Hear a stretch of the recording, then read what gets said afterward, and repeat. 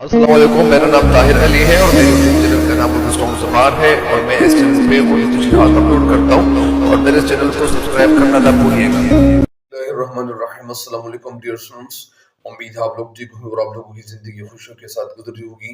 तो आप लोगों को लिए चलता हूँ शेर नंबर 2 की तशरीह की तरफ। शेर नंबर 2 क्या है? शेर नंबर 2 यही है, छिलकाए हुए चलना।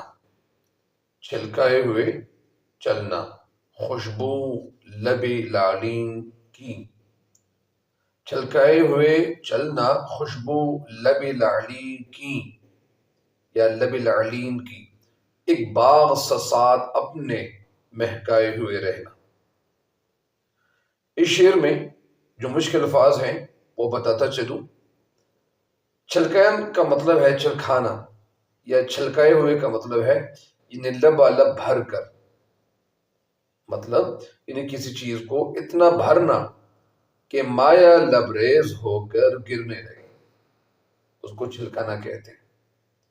मसलन जिस तरह गिलास में पानी डाला जाता है तो जब गिलास भर जाए तो गिलास से वो पानी नीचे की तरफ गिरता है, तो उसको कहते हैं छिलकाना। दूसरा जो लफ्ज है लब लाली, लब का मतलब होंठ, लाली का मतलब सुर्ख, इन्हें सुर्ख होंठ को कहते हैं। एक बाग सा साथ अपने महकाए हुए रहना। महकाने के मानी, बाग का मतलब यानी वो जगह जहाँ पे यानी फूल हो, जहाँ पे गार्डन हो, मतलब गार्डन को उर्दू में इंग्लिश में इसको गार्डन कहते हैं और उर्दू में इंग्लिश में अंग्रेजी ज़बान में गार्डन कहते हैं और उर्दू में इसको बाग कहते हैं, चमन कहते हैं। महकाए हुए रहना का मतलब यानी खुशबू बिखेरना। इस शेर का जो मफहूम है वो यूं है कि महबूब अपने होंठों से खुशबू बिखेरते हुए चलता है, गोया वो हर वक्त एक बाग अपने साथ महकाए रखता है। इस शेर की जो तशरीह है वो कुछ यूं है, लेकिन मेरे चैनल पर हर आने वाले को चाहिए कि मेरे चैनल को सब्सक्राइब करें और बेल आइकन का बटन जरूर दबाएं ताकि मेरी हर वीडियो आपको वक्त पे पहुंचती रहे। तो आप लोगों को लिए चलता हूँ इस शेर की तशरीह की तरफ। इस शेर में मुनीर अहमद नियाजी कहना क्या चाहते हैं? मुनीर अहमद नियाजी शेर में महबूब के सुर्ख होंठों और उसकी दिलनशीन गुफ्तगू की, उसकी बातचीत की तारीफ करता है और कहना ये चाहते हैं कि महबूब के सुर्ख होंठ जो लाल की मानिंद है, लाल की तरह है, इनसे खुशबू छलकती रहती है, खुशबू निकलती रहती है। यानी एक तो महबूब के होंठ लाल की मानिंद खूबसूरत है, दूसरा महबूब के होंठों से निकलने वाली जो बातचीत है, जो गुफ्तगू है, वो बहुत दिल को छूने वाली है। जब वो बोलता है तो ऐसा लगता है जैसे खुशबू बिखेर रहा है। होंठों से अल्फाज के बजाय फूल झड़ते हैं। जिस तरह एक शेर कहते हैं अहमद फराज, वो कुछ यूं कहते हैं कि सुना है बोले तो बातों से फूल झड़ते हैं, सुना है बोले तो बातों से फूल झड़ते हैं। ये बात है जो चलो बात करके देखते हैं, चलो ये बात है तो बात करके देखते हैं। यानी महबूब का अंदाज, यानी महबूब का जो अंदाज गुफ्तगू है या गुफ्तगू का जो अंदाज है, हर लफ्ज और हर जुमला यानी जब वो निकालता है अपने मुंह से तो इंसान के दिल में अपने लिए एक जगह बना लेता है।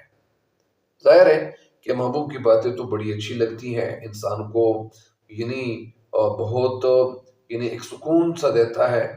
तो ऐसा मालूम होता है कि महबूब अपने साथ फूलों का एक बाग महकाए चलता है, जिससे खुशबू निकल निकल कर माहौल को खुशबूदार बना रही है या माहौल को मुअत्तर बना रही है या मुअत्तर कर रही है।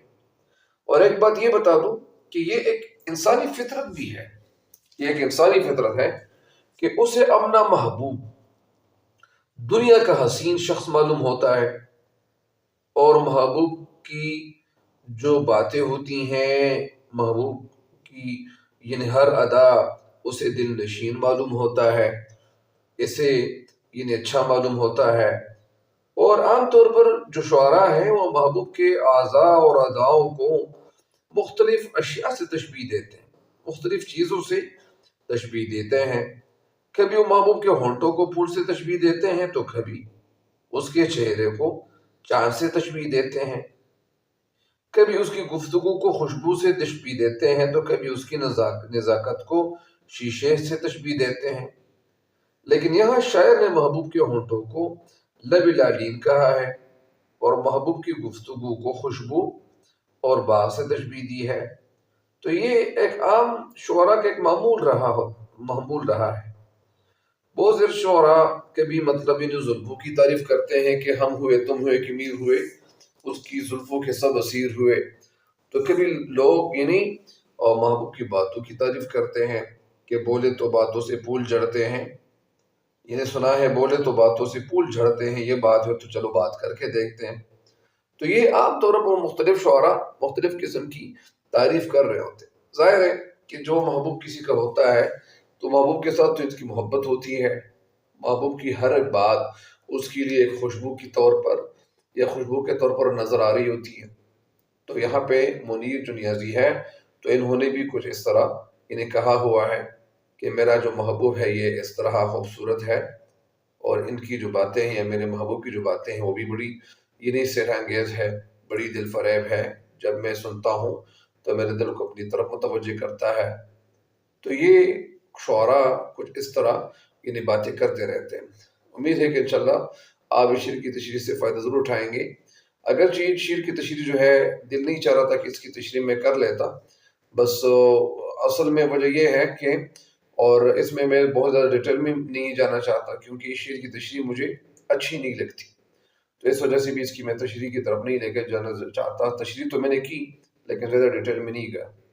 اور ایک بات یہ بھی بتاتا چلوں کہ یہ اس وقت جو شعراء ہیں یا جو شعراء تھے تو ان کے ذہنوں پہ مطلب ایک عورت کی جو خوبصورتی ہے وہ بہت زیادہ اثر کرتا ہے، تو لہٰذا اثر تو ضرور کرتا ہے، لیکن کبھی کبھار کچھ لوگ ایسے الفاظ کا استعمال کرتے ہیں، ایسے الفاظ کا چناؤ کرتے ہیں جو طلباء کے لیے اچھا نہیں ہوتا۔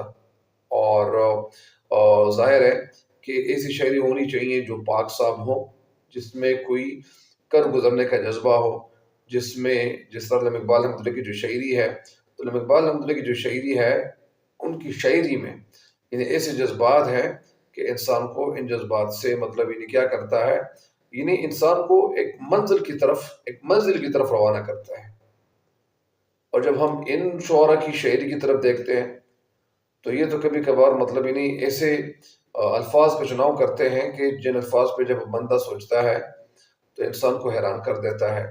بہرحال اللہ کرے کہ آپ لوگوں کو یہ دنیا اور آخرت دونوں جہان میں کامیابی حاصل ہو اور اللہ تعالی ہم سب کا حامی ناصر ہو۔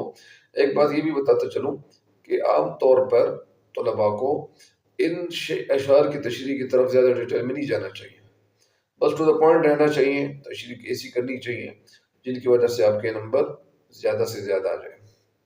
بہرحال آپ لوگ انشاءاللہ ایک دوسرے کے کام ضرور آئیں گے، ایک دوسرے کو فائدہ ضرور دیں گے، اور اللہ تعالی ہم سب کو حامی و ناصر ہو۔ تب تک کے لیے مجھے دیجیے اجازت۔ اللہ نگہبان۔